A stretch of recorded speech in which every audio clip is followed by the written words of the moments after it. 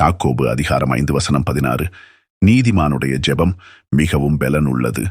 தேவ ஜனமாகிய நாம் நீதிமானாய் இறைவனிடம் விசுவாசத்துடன் ஜெபிக்கும்போது அந்த ஜெபம் மிகுந்த பலனுள்ளதாக இருக்கும்.